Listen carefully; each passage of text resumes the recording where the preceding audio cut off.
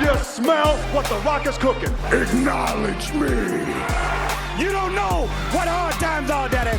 We are bad to the bone. Get it? Bad to the bone. Tell me when I'm telling lies. I'll fight anybody. Who do you want? Just let me fight him. Let me tell you something, Jim Ross. Mega power, yeah. We got it for you. We are the best of the best. Woo! Wheeling dealing. Smart marks. And that's the bottom line, cause Stone Cold said so. Welcome everybody to Talk 'em Into the Building, a podcast where we just talk about the promos. We talk about the wrestling promos, the wrestling interviews, the wrestling vignettes. We talk about the talkers, pontificate on the promo. It's what we do. So I'm here with Adrian. I'm here with Adelaide. We're spread across the country from Atlanta to LA. Adrian, how you feeling today? Feeling good, man. I'm happy to be here as always, and I'm even more happy to talk about the promo, one thing that we all love. Nice. Adelaide, how you feeling over there on the West Coast? I'm feeling great, repping the 818 Big Bag Brody King right here. Nice. Ready to get it. Yeah, for sure. I like all of our gear. I mean, I got the Tribal Chief, the OTC, and then you got Brody King, and then of course we got to talk about the Georgia Bulldogs in the middle. So Go Dogs. Hey man, go Dogs for sure. Well, happy New Year to y'all. I mean, hope you guys had a good New Year. How was it? It's awesome, man. Fun. Hung out with the wife. Had some neighbors over. Some champagne. You can't beat it. Nice. Adelaide, how was yours? Same. Hang out with the wife, low key. Just trying to keep the dog from not freaking out with the fireworks. That's about it. For sure. Well, we got to rewind a little bit. So about 12 months ago, we did make our resolutions, and one of the ones we all made was to attend some more independent shows. Independent being, and I'm not even sure how we define independent, to be quite honest, but let's just say non-TNA, non-WWE, non-AEW, non-GCW. What shows did you guys do? Did you actually uphold that resolution? Adelaide, I'm gonna come to you there in the Lucha capital around LA. Interesting enough, I didn't hit up as many of Lucha shows as I would have liked to. What I did hit up was a couple of independent shows that had the women's wrestling sort of niche, and specifically Japanese women's wrestling. So this company coming out of LA are working a lot at Southern California shows, Kitsune Wrestling, and their big pitch is they'll fly in Japanese talent and have some real cool matches. Basically, they flew in Asia Kong for the last match back summer, and it was just really fascinating because the crowds were great. I mean, everybody got it. Everybody knew the assignment, but a lot of American talent too that were just coming out of other companies, and then some talent that you're not going to see for a little bit. They're gonna be breaking through. Jessica Roden is one that I could totally see in WWE at some point, or AEW. She's worked some AEW matches here and there, but real cool talent, a real great company. I really wish them the best this year. Visited some GCW shows, obviously, being in LA. I mean, we're kind of another home base at this point at the European Cultural Center. And sadly, or for the best, Republic of Lucha is co-owned by the Lucha Brothers, Ray Phoenix and Pentagon Jr. Pentagon is obviously WWE bound at this point, but they would run a semi-annual event. They're kind of like show where they would basically have a lot of AEW talent, or a lot of talent that they're friends with effectively. So like Thunder was a big contingent. Takeshita was supposed to be there at one show, and then he got injured and didn't make it. But this last show that I went, which is ultimately their last show they did for as Republic of Lucha because of contractual obligations now with Penta. The main event was them as a tag team versus Nick Nemeth and Ryan Nemeth, and it was a great showing. I mean, if you've never been to the Ukrainian or never seen it on TV, it's a beautiful venue, and they just gave it their all. And it's why I love those guys. It's why I love how they think of pro wrestling, how they think of lucha libres. It's really a family event. I mean, you literally had like families there with like babies. We're carrying babies in the crowd. It's a real family event, and when I go to these shows, I do try to splurge for ringside, and man, I got some amazing kind of shots, just almost getting barrel rolled, kind of like I always tell the story about my dad getting killed by that wrestler Supernatural. Almost got killed by Ray Phoenix coming off the top rope a couple times. Yeah. So, but yeah, those were kind of the ones that stood off the top of my head. But really looking forward to attending more shows this year and really exploring. Maybe if anybody listening right now has any shows in Southern California, any recommendations, shout them out. Send them to me. Definitely. And I'll be glad to check them out. Yeah, man. Nice. Definitely. Nice. What about you, Adrian? Well, I've been pretty busy this year. I'm not going to make excuses, but that's reality. But one promotion that I have consistently visited and try to support as much as possible because they're friends of the podcast. That's Atlanta Wrestling Entertainment. So shout out to Murder One. Shout out to Josh. Those are good guys. They always taking good care of me. Good guys. So good people always support good people. And I will say I love their new venue. It is perfect for them. It's perfect for what they present.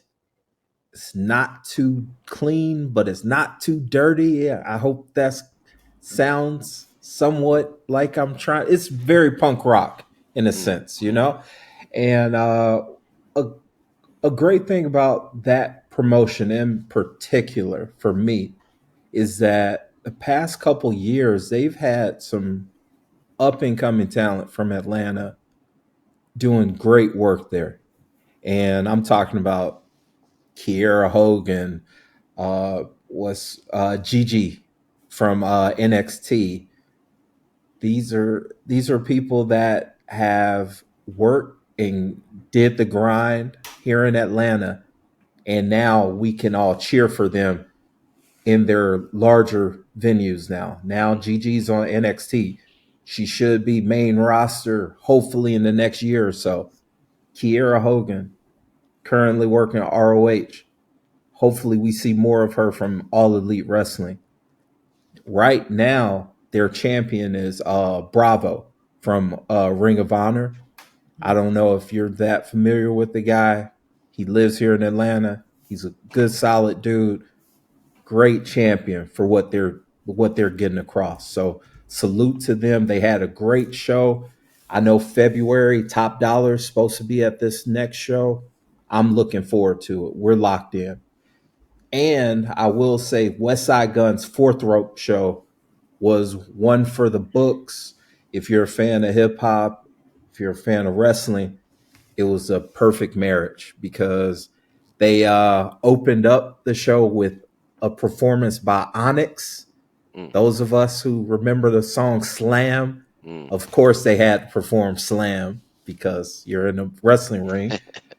And ringside, you had guys like Killer Mike and Big Crit, those guys enjoying it. And it's just so hilarious seeing someone like Big Killer Mike, who's a very big guy, just in. You could tell he's a kid from Atlanta because all of us enjoyed pro wrestling, and he was just so locked in on what the heck was going on. Joe Hendry was over with those guys. Believe you me. When Joe came out, they were so amused and locked in. It was just like watching a kid watching Ric Flair for the first time. Like it was hilarious, but it just reminded me why I'm such a fan of pro wrestling. Yeah, I thought it was cool how Fourth Rope kind of paired up the night before TNA. Like, I guess I'm sure they partnered up quite a bit because I was at that TNA show the next night and West Side Gun was there, front row. Not like the celebrity, like you're just talking about, not that celebrity cameo. Like he was there the whole time. He was there. No, he wasn't involved. Front row every show. Yeah, he wasn't involved. There wasn't no angle with him. There wasn't. He was just there, locked in the whole time. So I thought that was pretty cool. Yeah, for myself, I went to a few shows this past year. I really supported Hope Championship Wrestling. A buddy of mine runs that. He runs it kind of like a ministry. It's definitely Christian based, but brings in a bunch of different people. Everybody from this year, I know he had Luger, George South, nice. Thunderbolt Patterson came. I can't think of who else he had. He ran a show in Florida last year. Um, just it's a great group of guys. Like just a really good, solid group of guys. Really family oriented. And he's real careful about who he does bring in. Right, he wants a certain atmosphere. I know he had a couple guys from WCW like Loki and those guys, or Lodi, those guys. Then I went to Disruptor, which runs out of Buford, Georgia, a place called Tannery Row Ale House, and they bring in a couple of stars here and there, but still like that. I was telling you guys before we got on, AJ Francis was there this past year.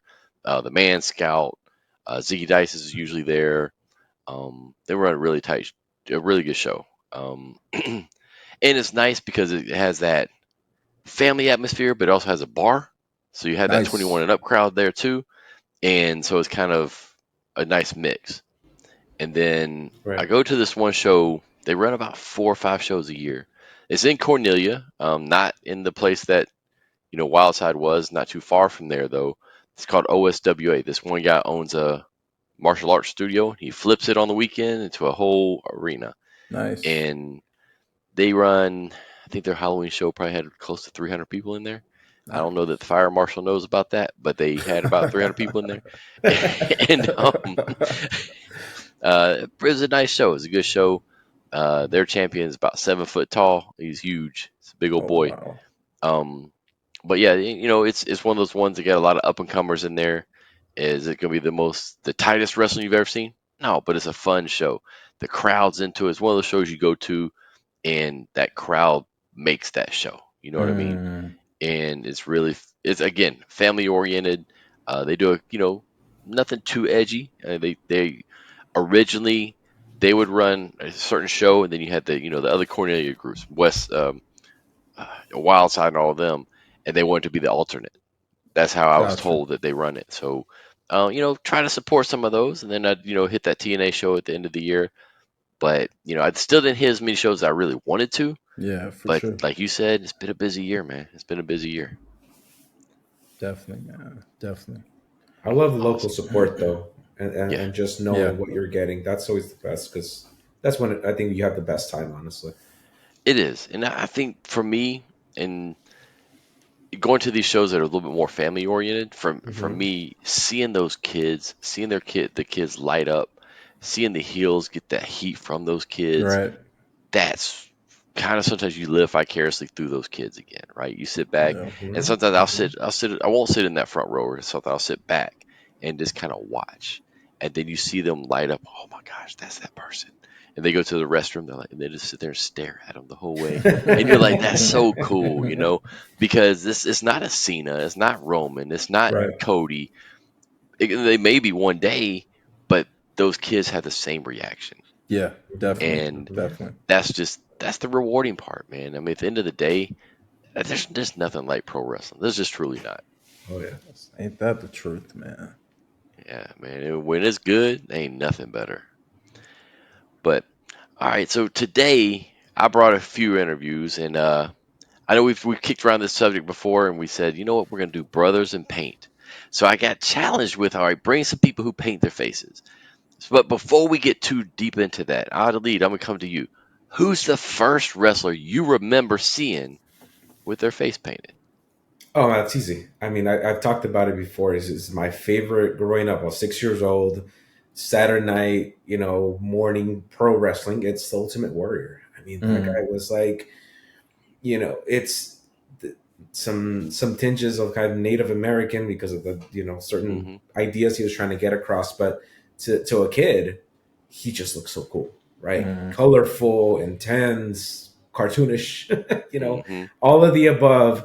But it accentuated, it's like, I mean, I didn't know anything about war or anything, but it was like, oh, this guy's painted up because he's about to beat somebody up, and that's all I needed to know. I wasn't that I didn't need some convoluted storyline to tell me that I wanted to like this guy. Not at all. I just knew he's super beefed up and he's gonna mess you up, basically. But that's ultimately the first guy that comes to mind.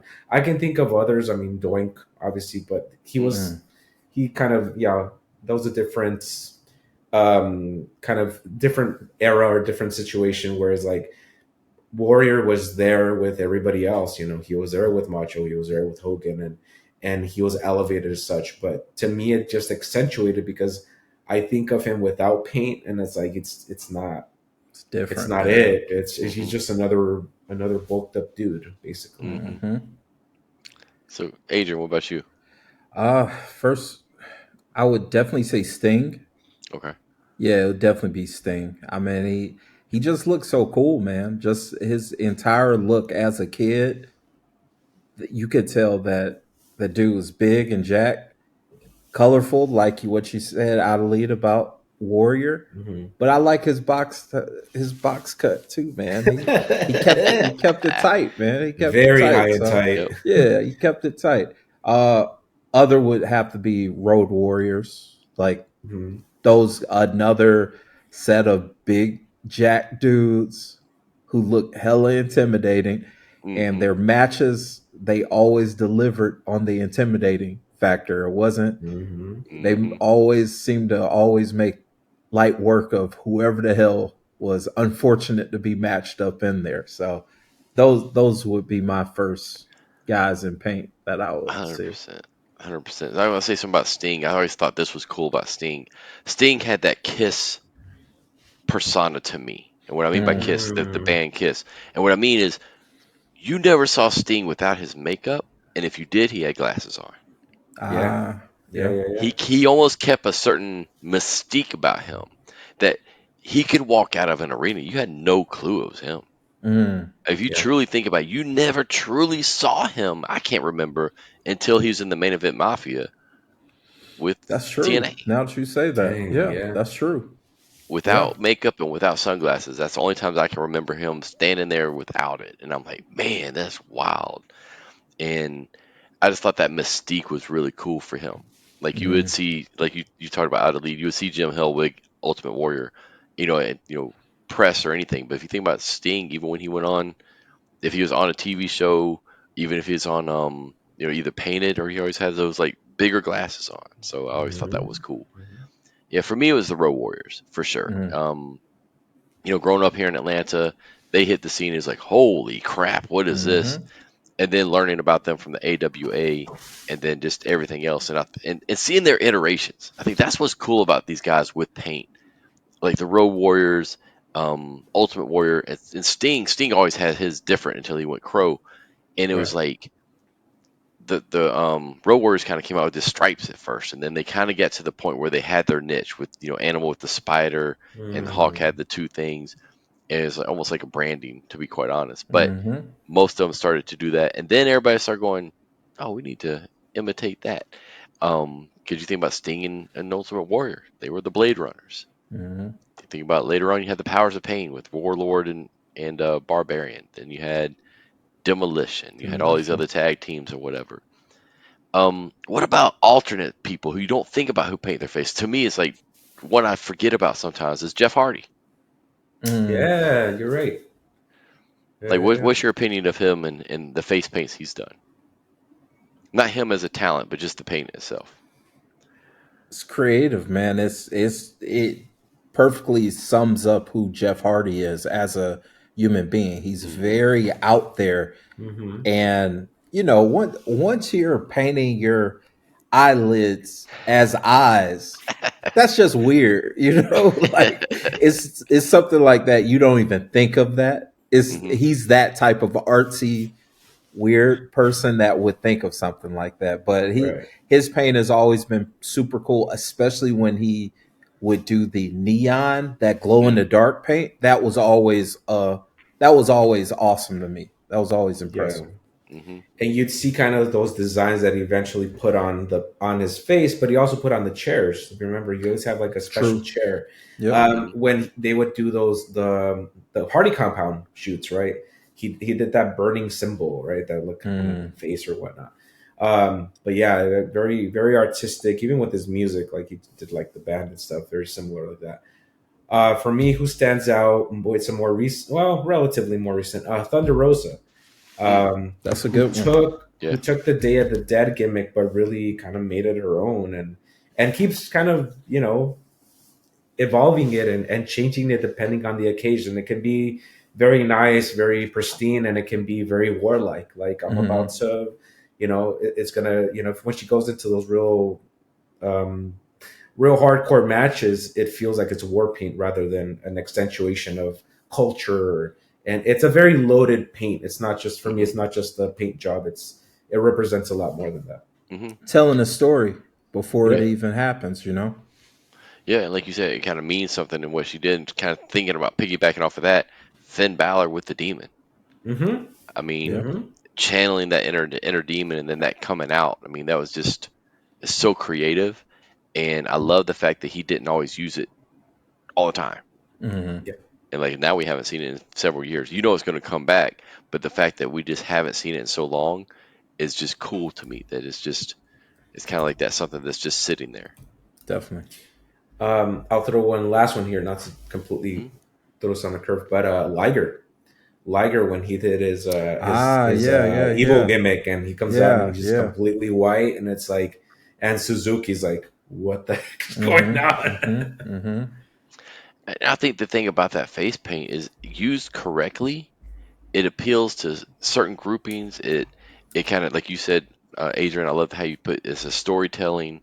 I mean, if you go back to, Bash at the Beach and different things, you see Luger would paint his face. He teamed with Sting. Like, I'm going to paint my face. Or you would see, I remember the Freebirds feuding with the Road Warriors, and they painted their face. And I remember Dusty coming out with the Road Warriors, and Dusty would paint his face. Just certain little things were like storytelling or just get creative.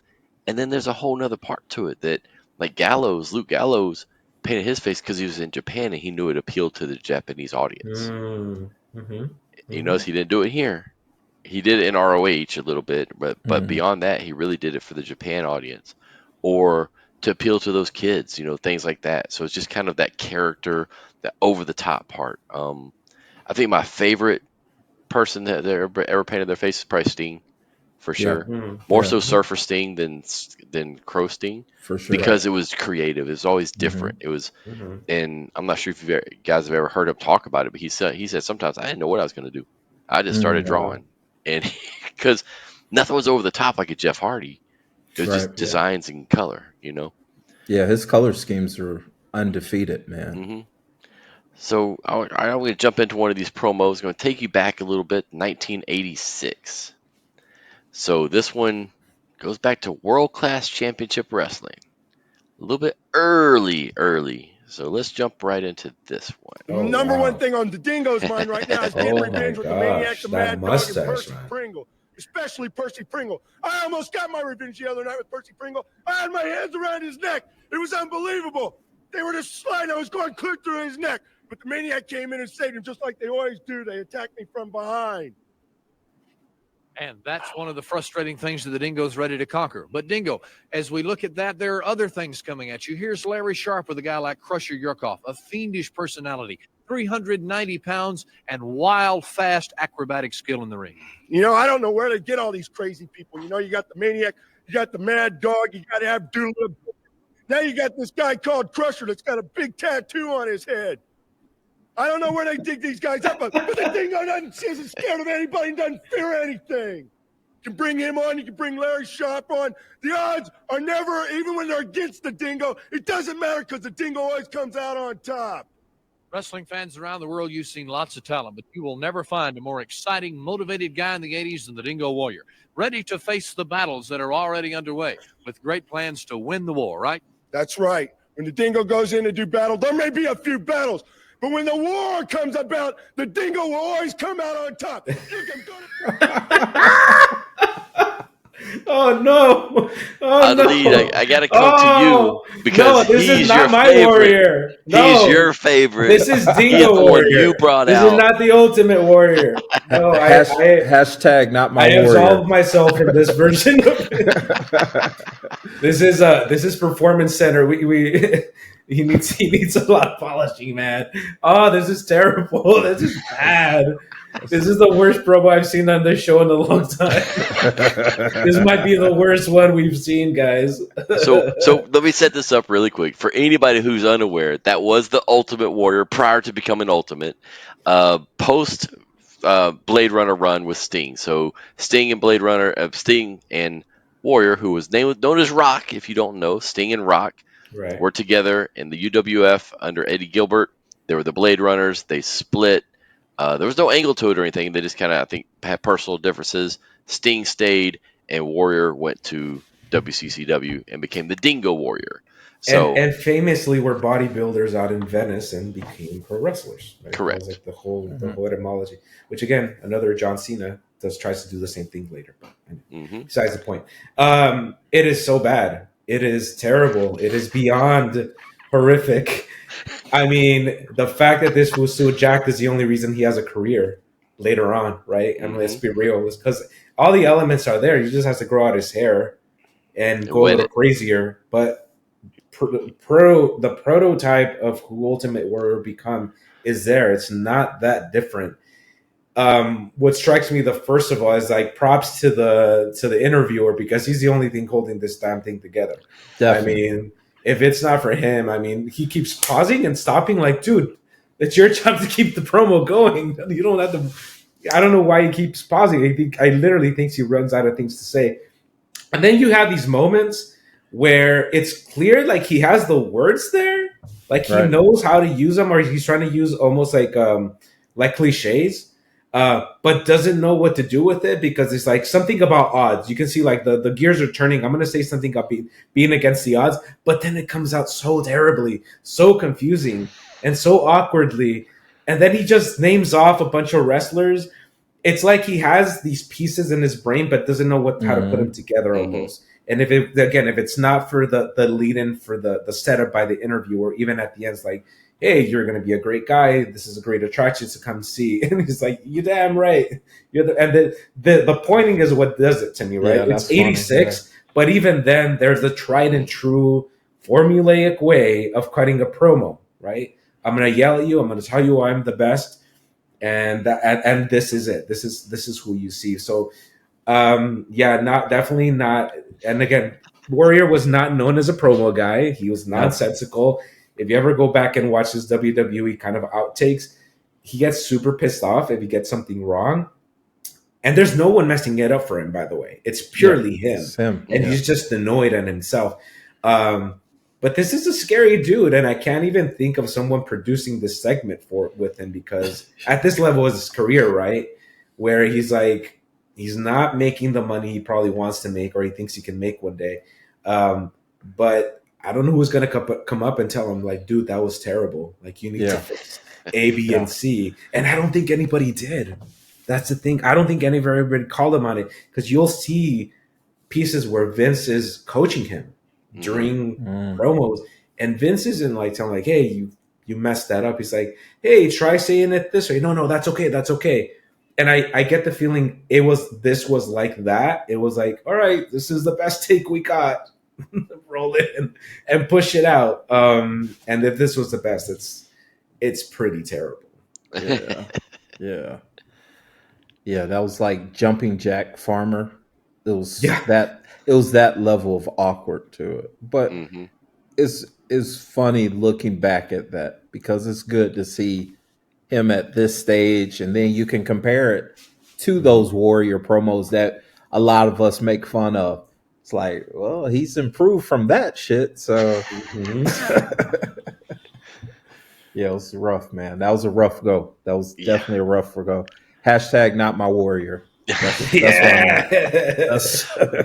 I think, but watching it, you can see the makings are there, right? You can see the charisma's there. You can see, obviously, the body is there. The hair's a little bit over the top. It doesn't connect for me. And even I was a child at that point, and we did get to see WCCW here in Atlanta.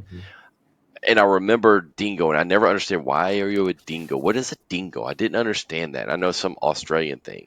Then he came out to it's a rock song called "I Am the Warrior," and it just had no oomph to it. Like his theme song in WWE is just hitting, right? And there it's just kind of like, I am the warrior. Okay, great. It's a cool song, but it doesn't connect. And that what he had on there, the hair, the paint, he has the streamers, but he's standing there in jeans. Nothing connects. But it's like, I could see Vince looking at that and going, oh, I can do something with this. Right. And I don't remember many other people at that point talking about themselves in the third person. This is true. That's true. Can we talk about the mustache still? Because I mean, just looking at him as that, Yes. he had all the charisma of like a Walmart store manager at that point. Yes. It's like, bro, if you don't have that face paint and those tassels on, I'm like, you sound like just a nobody to me. That mustache also took me out of it. Like that, just like what in the world? So yeah, that's wild. Kind of looked like Scott Hall for a little bit there. I was like, oh. Ever seen Scott Hall like early on? It's like, oh yeah. At that point, I remember seeing pictures of Scott Hall. I didn't know that it was Scott Hall. Like it was like, what in the world? It's the same person. Oh my gosh, that's hilarious. That's a good one, man. I don't think I'd ever seen that one. 86, man. So if we're talking like early 90s, once he hits WWF, that's a good chunk of time to like develop, you know? Yeah, I think he hit WWE, what, 89, 90, somewhere in that area? That sounds right. Yeah, 90. Yeah. Wow. Yeah. That's crazy. All right, so I'll bring you guys another one here. Champion of the world, please welcome the Stinger. So on this one, we get to see a young JR and a young Dusty.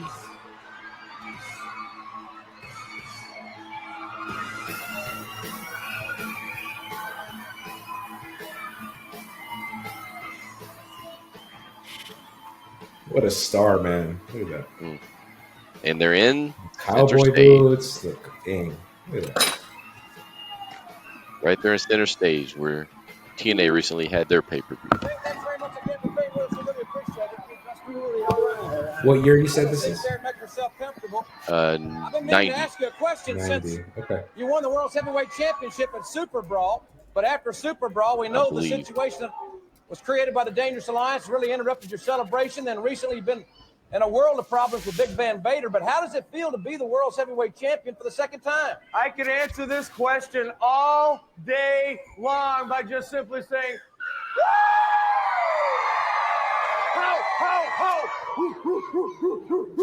That's how it felt right there. That's a pretty unique way to put it, Drake. You know, winning the World's Heavyweight title was a tremendous goal of mine. I know it is of you, but I know right now that you got to be focused just a little bit. And that focus has to be on 450 pounds. We're talking about a man that says he's as quick as you, says he's meaner than you, and says that you fear him. We're talking about Big Van Vader. How you going to attack such an individual? I like the way you put that, individual. Yeah. I don't know. I'm going to have to change my tactics. All I can say is when he zigs, I'm going to have to zag. That's the easiest way for me to do it because, you know, any opponent that I've ever been up against in the past has always been up head-to-head, smack face-to-face. I've never been afraid of anybody, never feared anybody. Van Vader, on the other hand, I may have, I don't know if it's fear or just a lot of respect for. So I'm going to have to change my tactics. Definitely, Dusty. Well, you know, like you just said, you made a great statement when you talk about fear. There is a difference between fear and being ready. I know one thing about the Stinger, Mr. Jimbo Ross. I know one thing for sure, that the Stinger has never been a fear to no man. So Big Van Vader, I might be biased, but Stinger, if you focus on him, you take him down and you rub his big old burly nose in the mat for me one time, won't you, baby? I'll do that, and I'll say that's from Dusty Rhodes. Sting, I know you've got Big Van Vader on your mind, but past Big Van Vader, what are the plans for the World's Heavyweight Championship later on this summer? Well, I've always said I would defend the world title against any worthy contender and anybody in Japan. I think I'd like to go to Japan. The great Muda, Fujinami, there's a host of others over there in Japan that I'd like to defend it against, as well as a whole bunch here. Sound like our champion's ready to go, Dwayne. Let me ask you one question now for everybody out there right now and all the little Stingers. If you had one word to say to them, what would it be, baby? Sounds like they took the words right out of my mouth. Woo! Yeah, now we're having some fun, right? All right, ladies and gentlemen, our thanks to the Stinger. I can't sit down. Go ahead. Go ahead. I'm sorry. Go ahead. I'll just sit right back down. I'm being a gentleman. Go ahead. Ladies and gentlemen, we want to thank Sting for being with us. Let's hear it for the World's Heavyweight Champion. And we'll be back on WCW Saturday night, right after this time out. Notice who's coming up next. Right. Vinny Vegas. Adrian, I'm gonna come to you. What do you think? And that just brings me back to childhood, man. That's just like if there was a clip that can just remind you of when times were simpler as a young one, and you see a hero, like a living comic book character per se, you know. Mm-hmm. We talked about it earlier. His color scheme is just unmatched. And Dusty did some MVP carrying there in that promo because Mm-hmm. Sting wasn't really hitting on all the marks of Mhm. the top guy. Dusty was carrying it home and helping him and getting him set up. He was pretty much like throwing the alley oop to Sting or whatnot because the kids were locked in, man. Were you? Do you think you were there for that one, Greg? I don't think so. No. No, I don't remember that one. Okay. Shout out to Center Stage, man. That's a classic venue, perfect for professional wrestling. Perfect for professional wrestling. Yeah. Lead. What do you think? I am so far removed from Adrian has, this very specific experience purely as just looking at it as kind of a historical piece at this point. Mm-hmm. What struck me the most is how Dusty, like Adrian said, is leading the ship, right? You can tell the promos aren't quite there. They're not Right. obviously he's the baby face and he's, clearly he's a star. Like he's a superstar, 10 times over. But Dusty's leading the ship, and even Jim is kind of like playing his role very well and hyping him up at the intro. But I had to look and think. We always think of like we don't like authority figures on camera. Generally, it detracts from the talent.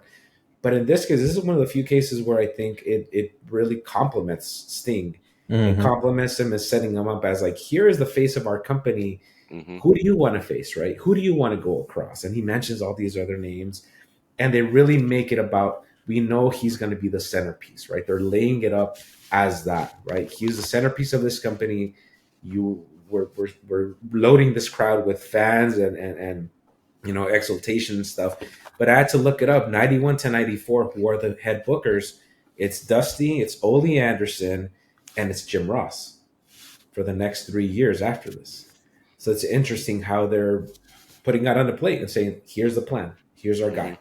Right. And there's no denying him, obviously, but it was cool to see Dusty fill in the blanks.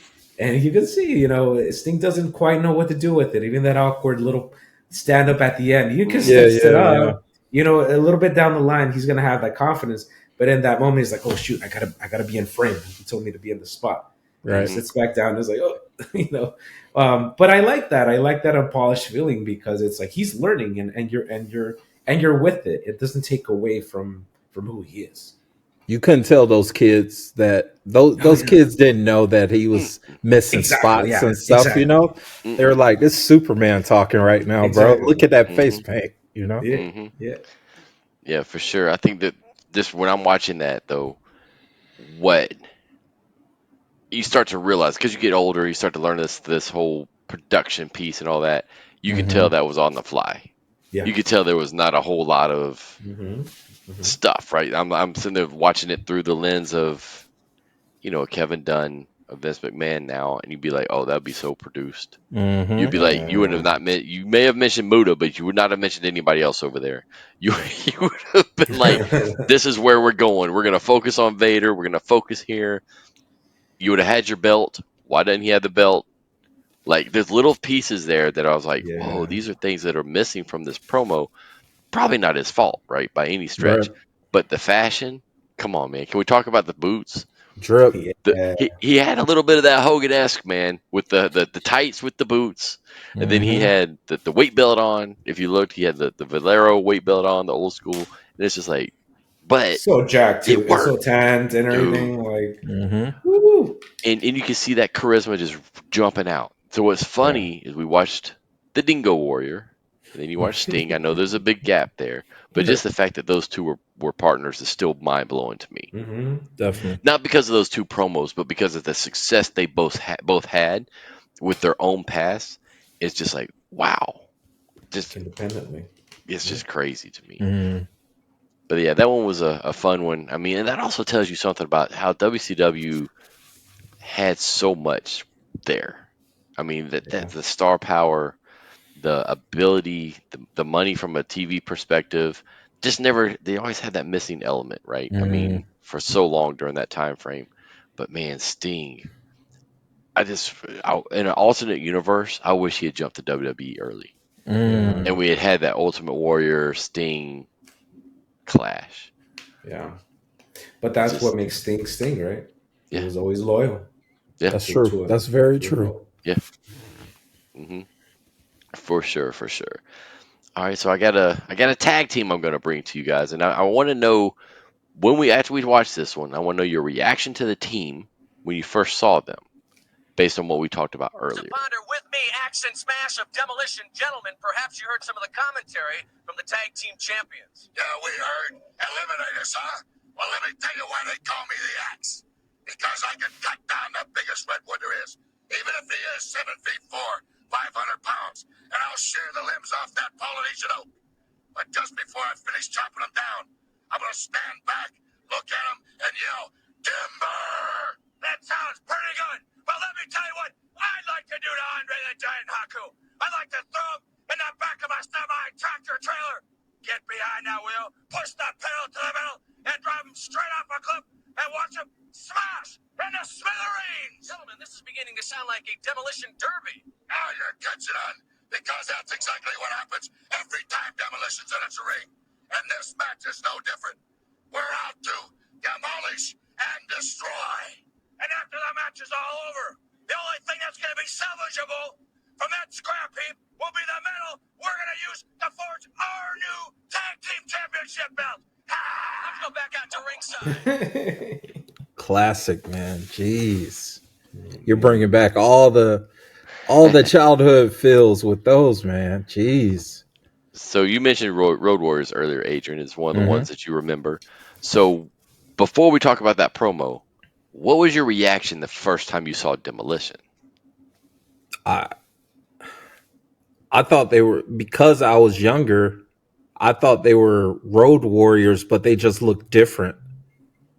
That's what I thought as a kid, because mind you, maybe I'm like 6 or 7 at the time. So I'm like, man, they look different, but that's them, right? And it's not until you get older you realize that. But yeah, no, they were huge. They painted the leather with studs and all that stuff. That shit just looked crazy as hell. They were just chaos, man. They were chaos. For sure. So I'd lead. I mean, I know, again, generationally, you guys were younger than me when you first saw them, but what was your thoughts when you first saw Demolition? I feel like a lot of them get blurred a little bit because I think of that era for me, and again, I'm like 6, I'm probably going on 7 at that point, and I'm very impressionable, right? So anybody that comes across the screen like these guys and can make me care and just want to sit there and not change the channel, basically, like, oh, I'm going to watch cartoons instead.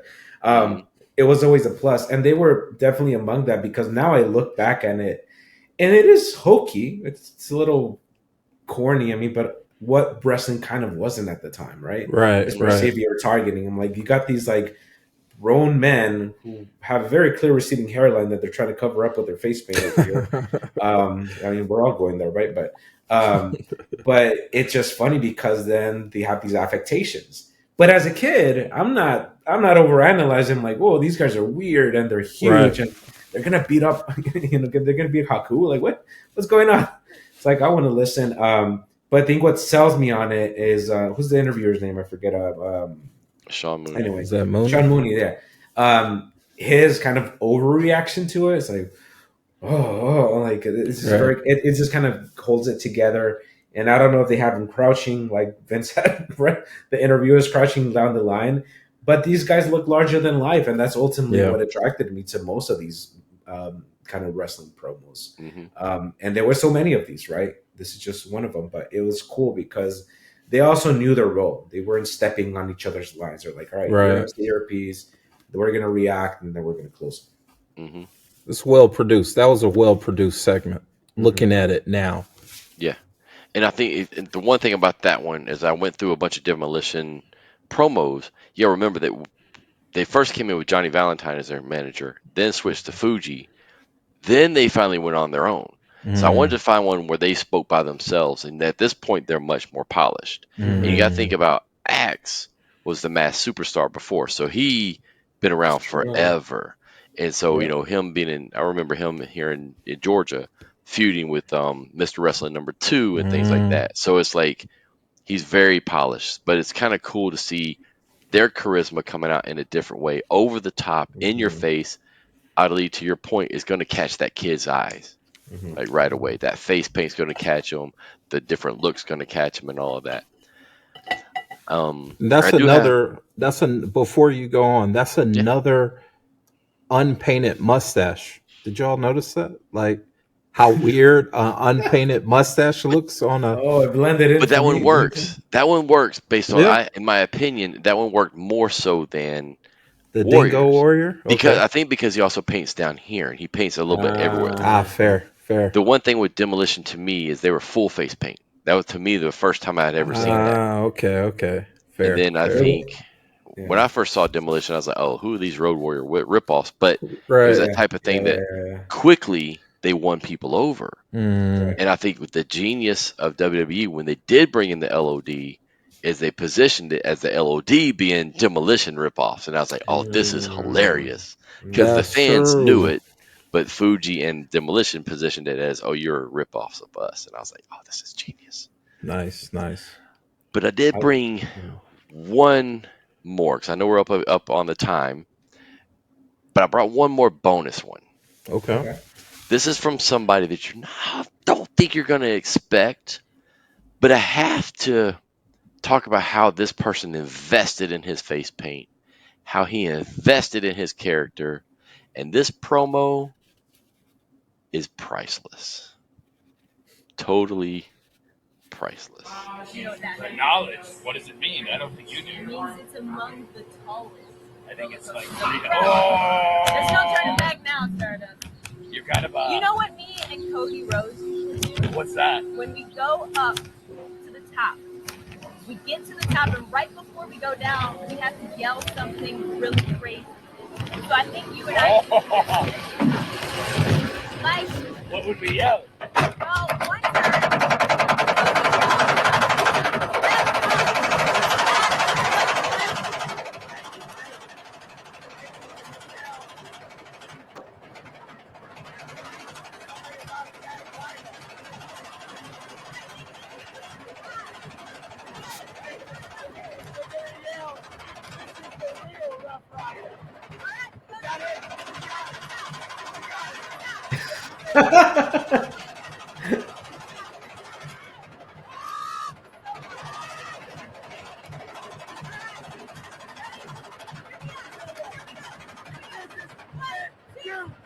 This is the real Rough Rider!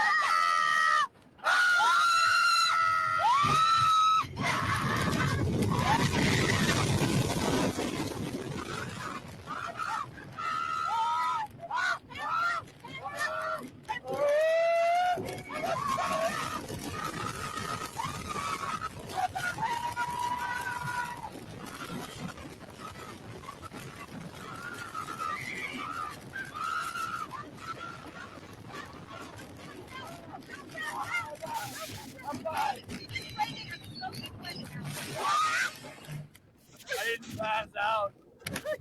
And, oh God!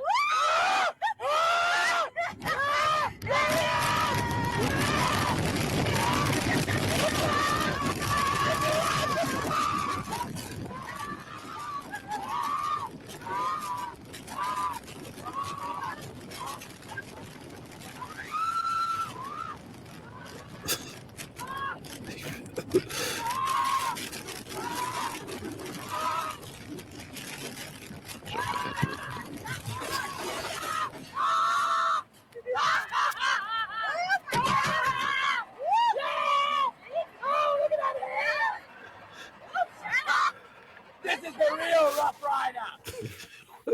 That was my first time ever seeing that. Wow. Just reaction. Man, bro, I know he was trying, dude. I know he was trying with his gimmick so bad because he just got saddled with it. But Mm. what was this like WWE sanctioned or was this like on a random YouTube No, channel or something? I think it was no. I remember seeing he did a bunch of stuff like that. He did one at Six Yeah. Flags Over Georgia. He did Mm. I remember seeing Brandy or Eden at the Mm-hmm. time, even going. He's going crazy, and he's walking around the house in face paint and going like shopping, and it was just crazy stuff. And I'm just like, he's trying. He's trying. Right. Yeah, that's what strikes me the most about this era because like I remember being in a crowd and he did some match at some random show and there were people who legitimately liked them for this character and I was like, "Oh, okay. I guess there's a few of you out there." But yeah, I mean, being saddled with such a weird gimmick, it's like, yeah, you're going to try to make it your own and I guess there's no better way than to put him out into the real world because it's such a weird character anyway. Hmm. To go all in, essentially, Yeah. Exactly. Exactly. So, Adrian, first time seeing that. So, Yeah. what's your thought? Man, I don't want to say I'm speechless, but to agree with Adelaide in the sense that gimmick, I don't know what to say of the Stardust gimmick. Like on paper, the Stardust gimmick should have worked perfectly because Goldust worked perfectly, Mhm. and just with the connection of them being brothers, you would have thought that it would work, but I don't know if it was. I know, Cody has said that he didn't really care for the gimmick at all, and he thought it was silly. But it at times you kind of see him fully embracing how Hmm. silly and bizarre it is. So I don't know what to really say of that character. Like it seems like he didn't want to do it, but it seemed like he had fun doing it. Also, I don't know. Hmm. Kind of un. I'm kind of undecided on Stardust still. I feel like I'm sure we've all had that job where you're like, I don't know about this. Right, But then you right. go through that Yeah. phase where you're like, all right, let me just go all in. Let me do the best I can. Let me just make the best out of what I got. And then you're like, nah, this sucks. Yeah, I feel like right. that was him. I feel like Yeah. he was given that job. Like, I don't know about this, but all right, let me go full with it. Let me see what I can do with it. Okay, this ain't working. This sucks. That's Mm, why I kind of feel like he went through that his own roller coaster per se. mm. Forgive me on But the timeline lapse, but is this the last gimmick he does before he leaves, or does he go back to like regular Cody at some point? I don't Didn't he remember go that. back to his He did for regular a little because bit, they yeah. maybe got briefly. fired for quicks, Yeah, it was Yeah, brief. yeah. That's right. Yeah. Oh, that's right, because they did the Dusty thing and everything. Yeah, yeah, Mm-hmm. yeah. But it was Mm-hmm. like very But it short was lived. very brief. It was very Yeah. Hmm. brief. And That's right. I thought about this the other day. I was like, one day down the line, are we Uh-huh. gonna go to WrestleCon and on Saturday he's gonna be Cody and on Sunday he's gonna be Hey man. Stardust? That would be the smart thing to do. That would be the smart I thing to mean, do. Godfather does it one day he's Godfather, the next day he's Papa Shango. Mm-hmm. But I was like, but has Cody ascended to a level where he's not gonna do that? But I bet he does one day. I bet he does. Mm-hmm. I think you'll That do would some that kind would of be appearance hilarious. with Hmm. it. Yeah, that would be hilarious if he just randomly showed up to an access or Oh whatnot my as Stardust. gosh. This would be great. Like showed up to an access, they film it, they show it, and they never talk about it again. Right, right, They right, never right. acknowledge it again. Or one day when they have a Royal Rumble and the legends come out. Oh yeah. Oh, Yeah, that would be funny. That would be Yeah, that's funny. cool. I like that. Why but do you all think before we move on, because I know it's short, why do you all think that Stardust never really got over? timing. Mm-hmm. I I don't. think. Yeah. Uh, sorry, I No, you lead. go ahead. Go ahead. I think people looked at it as a ripoff of his brother. Mm, I think it would have been played as I'm not my brother. I'm bigger than my brother. He should have had an edge to him. But I think he couldn't do certain things, just like Goldust kind of got cut off at the knees at some point. It's just certain things he couldn't do because of society and things like that, right? that's How true. things changed Hmm. socially. I think it could have worked had they truly embraced a feud between Goldust and Stardust, Uh-huh. like a true like what they did in AEW. Like if they had Yeah. had that match as Goldust and Stardust just go and that he used it just to make fun of his brother and to get back at his brother and use some personal stuff behind the scenes, I think it could have worked. But I don't think Vince invested in it. I think it was a weekend project for Vince. Yeah. Exactly. And they blew it off like in one pay-per-view. It was like very forgettable, and it was almost you were disappointed for them. Mm-hmm. You know. And if you think about it, he went through a couple of gimmicks. I mean, we just were joking about him coming out as different iterations, but he can come back as Dashing. I mean, that had its. I love that was Dashing. awesome. That was my hilarious. guy. That was my guy, man. Paper bags and the whole deal. Mm-hmm. But this one just feels like it was on borrowed time. It was a comedy gimmick.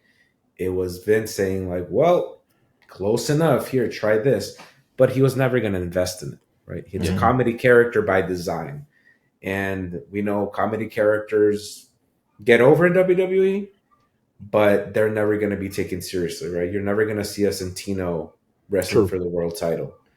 Foley may be the exception, but Foley had a weird trajectory to get there. True. Right?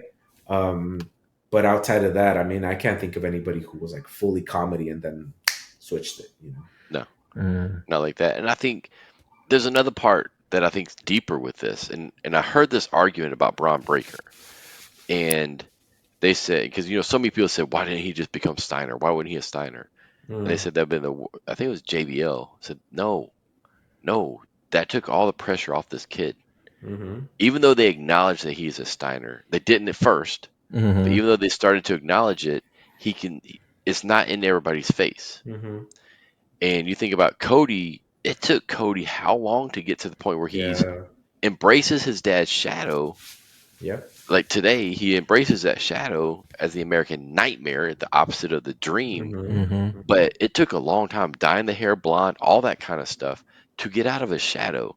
Had he been introduced as a different name and not embraced the fact that he was a Rhodes, and you really think about a lot of these second generations, when they're introduced that way, it's just a hamper to them. Outside of Orton, there was a hamper to him at first. Truly, it takes a long time for these guys to get over. Yeah. Especially, you got Dusty's son, you got a Steiner, and this is next level. Sting's kid is going to have the same thing. It's like, it's a different level. Right. Mm-hmm. It's not, and even Rocky Maivia. I mean, think about the same thing. So it's just, Think about Ted DiBiase. He was dead on arrival, man. 100%. Yeah. But to kind of going back to Cody, he famously said, "I didn't want to do this. I want to be an actor." Mm-hmm. He tried. It didn't work out, obviously. And then came back. And it's like, it almost feels like for guys like him, Rock, right? Mm-hmm. He didn't want to be a pro wrestler. He wanted to be a football player. Mm-hmm. It's like the secondary, okay, it's a family business. All right, well, I'm going to give it a shot. Right. Mm-hmm. I'm going to try it out. But yeah, it's an interesting kind of perspective on the perseverance. Cause he could have left, and I know the first time he went on the Indies, he just had that leather jacket on, and that was his gimmick. It's like, I'm kind of American Nightmare, but it's just a name. It's not really, doesn't mean anything per se. And he had to build it out because, I guess, it's to escape that shadow. When, to be honest, under Vince's tutelage or under Vince's ownership, that was a handicap, right? Right, you're trying to acknowledge this history of Dusty Rhodes that they were desperately trying to do on camera, right? They did it against the Authority, but ultimately he was going to come out on top. It's going to be McMahon, no matter what, and that was hampering a lot of that. Yeah, you would think about go back to Dustin for a second. Dustin, once he changed to Gold Dust, that's when he became a star. That's true. Mm-hmm. I mean, it's kind of like you have to step away from the family piece. But so think about today. We talked about Ultimate Warrior, Sting, Demolition, and then Stardust, and of course we mentioned others. Why don't you think we see more people painting their face today? That's a good question.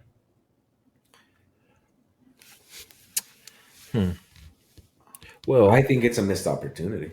Yeah, for sure. Completely. I mean, the ones that you do are making hella money off merch. The ones that are doing it right. Mm-hmm. because, and then there's the sense of anonymity. I mean, you mentioned it with Sting. He could walk out of center stage and nobody would really bat an eye if he was under a certain cover. Same thing with some wrestlers today. It's like they'll walk out. If I see Thunder Rosa, mind you, she's come out in regular makeup, but when she's like just kind of down, not super, just normal makeup, she kind of blends in a little bit, I'm kind of leaning on saying that I'm okay with that because it kind of means more when someone does have it. It makes them stand out even more. You bring up Thunder Rosa. Like if there were multiple women within the women's division of AEW with some form of face paint, would we look at Thunder Rosa as special as what the desired effect is? Same thing with WWE right now. What is Nakamura? He has a face paint because of his character change. And it's more primitive or more brutal per se. It means more. So if we had a whole bunch of characters doing that, or not a whole bunch, but let's say 3 more guys on the main roster doing that, would we look at that element of Nakamura's new character in the same light? So I almost want to say I'm fine with not many doing it. I'm there with you. I think the key is it has to be different. Yeah. So you can't be similar, right? Like I think there's an opportunity for a female to paint her face, but it needs to be different than Thunder Rosa. Absolutely. And then you can have that clash. You can have that. You have Darby. We didn't mention him. You used to have Dustin painting his face like he's Two-Face. So I don't understand that one. I never have. Once he left, he's like paints half his face. But hey, you do you. But I've thought about that, like especially after going through this, because there was a point to your, you had Demolition, which was a little bit different than Road Warriors, but you had Powers of Pain and Road Warriors look very similar, and you had the Ultimate Warrior who had that same. He had his main way he painted his face, which I think set him apart. He had a pattern. He had a brand. You had Sting, who was different. But I think it would still work today if there's a reason. There has to be a reason behind it. Jeff Hardy's just out there, and I don't mean that in a negative way. He's just an out there artistic type of a guy. Makes sense. But I think it just had to be a special person who invests in doing it, though. But, you know who we didn't mention now that I'm unlocking all these. I'm like, wait, this person did. I'm wearing a shirt. Brody King, Buddy. Malachi Black. But to your point, they would only do it when they would go like super mode, right? Like, right. We're really for this. We're gonna do some crazy tag match or trio. It meant something. It meant something. Right. It gets war paint. Right. It really is war paint. Right. Yeah, I think it'd be cool. I think it'd be cool to see a couple more, but again, you don't want it to get watered down, and that's the fear. Because the one thing we also don't see from a mass perspective. At one point, like we talked about, Axe was mass superstar. All the mask guys in America were not lucha. Now everybody who wears a mask is a lucha. You don't have some big dude just wearing a mask. You know what I mean? So you don't have that any longer. Like we had, mass superstar, Mr. Wrestling number 2, Mr. Wrestling number 1, and those guys were Patriot and those guys. But I think the key is you got to tell the right stories behind that type of thing. So, yeah, I would look forward to it. I think it'd be cool. But thank you guys for today. Hopefully you guys enjoyed this little trip down the painted path. Yeah, it's fun. I try to bring That's a good title. Things.